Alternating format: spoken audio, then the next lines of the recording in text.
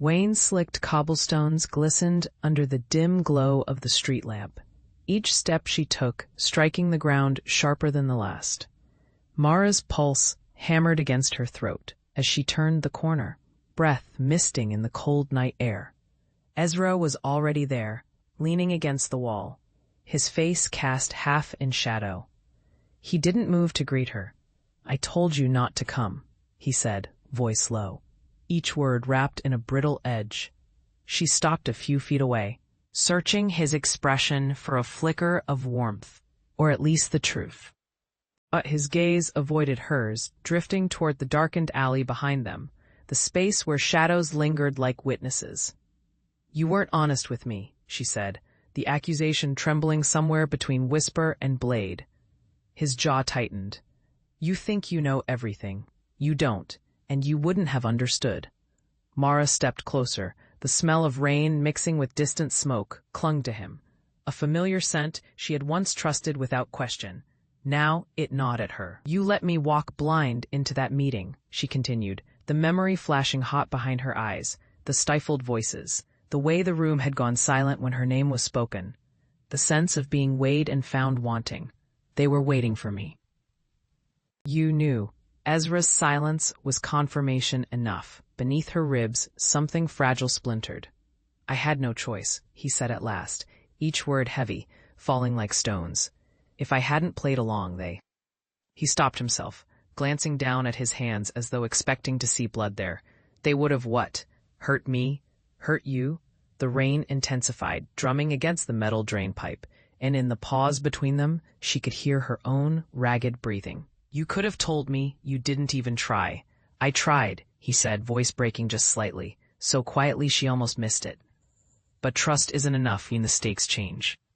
She felt the distance opening between them like a chasm, wide and unforgiving. And though she could step forward, reach for him, demand the truth until it came spilling out, something told her it wouldn't matter. Trust, once fractured, didn't mend with words.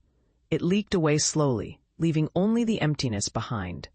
Somewhere down the alley, a door shut with a metallic thud, and both their heads snapped toward it. Footsteps followed. Approaching, Mara's pulse surged again, but the fear was different now. No longer just of what might be coming, but of the man in front of her, who had once been her shelter and had become someone she could not predict. "Stay here," he whispered, moving toward the sound. And though she stood perfectly still, she knew in her bones that she wouldn't. Not anymore. "Do you want me to continue with the next scene, where the approaching footsteps reveal who's been following them?"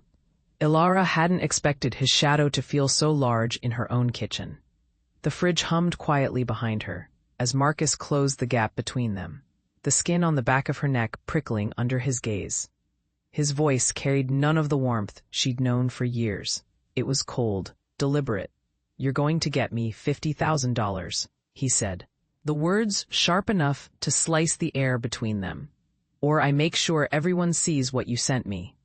She blinked at him, thinking she'd misheard, but then he took a step forward, the counter pressing into her hip as she instinctively withdrew.